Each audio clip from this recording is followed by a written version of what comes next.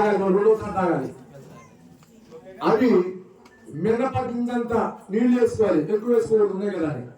ఓం మాధవాయ నమః మళ్ళీ తాగాలి మూడోసారి. నాలుగోసారి కడుక్కోవాలి. కడుక్కున్నారా?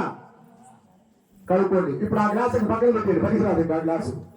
ఆ గ్లాస్ తీసేయండి, ఇంకా ఆ నీళ్ళు పారిపోయండి, తీసేయండి. మీరు మిగతా వాళ్ళు తీసేయండి. ఇంకా తమలపాకు చేసిన గ్లాస్ కావాలి మనకి, మా మిగతా వాళ్ళు రావాలి. బాయ్ ఆచమని చేసిన గ్లాసులు పక్కన పెట్టండి, మిగతా వాళ్ళు తీసేయాలి. ఆ గ్లాసులు నీళ్లు పారిపోసి మన రెండు ఉంచుకోండి, అవసరాలు ఉపయోగపడతాయి. నీళ్లు పారిపోసి తెచ్చి అక్కడ పెట్టండి. నమస్కారం చేయండి. అందరూ కూడా నమస్కారం చేస్తున్నారా? హృదయపూర్వక నమస్కారం చేసి చెప్పండి, అందరూ పలకాలి శ్రద్ధగా. ఓం గోవిందాయ నమః. నేను నమస్కారం చేయమని చెప్పాను, మీరు అర్థం కాదా? గుండెల మీద పెట్టి హృదయపూర్వక నమస్కారం చేయండి. చెప్పండి, ఓం గోవిందాయ నమః, ఓం విష్ణవే నమః, ఓం మధుసూదనాయ నమః, ఓం త్రివిక్రమాయ నమః, ఓం వామనాయ నమః, ఓం శ్రీధరాయ నమః,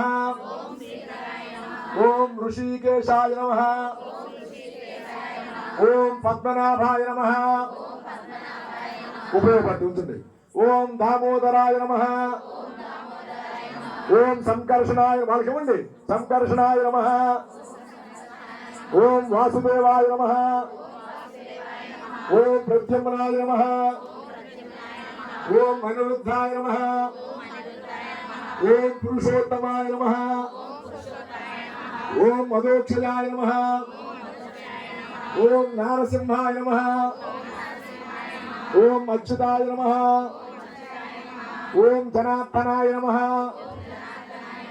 ఓం ఉపేంద్రాయ నమః, ఓం హరయే నమః, ఓం శ్రీకృష్ణాయ నమః, ఓం శ్రీకృష్ణ పరబ్రహ్మణే నమః. ధర్మబద్ధంగా మీరు 24 నామాలు కూడా ధర్మబద్ధంగా పలికారు. దాని అర్థం ఏంటయ్యా అంటే విఘ్నేశ్వర స్వామి వారిని తలుచుకుంటూ 20 నామాలు పలికారు మీరు. అంటే దాంట్లో గోవిందాయ నమః వెంకటేశ్వర స్వామి వారు ఇచ్చాడు, విష్ణవే నమః విష్ణుమూర్తి ఇచ్చాడు, మధుసూదనాయ నమః నారాయణమూర్తి. ఇది అర్థమైందా? మీరు సామాన్యమైన విషయం కాదనమాట ఇలాంటి నామాలు పలకటం. ప్రతి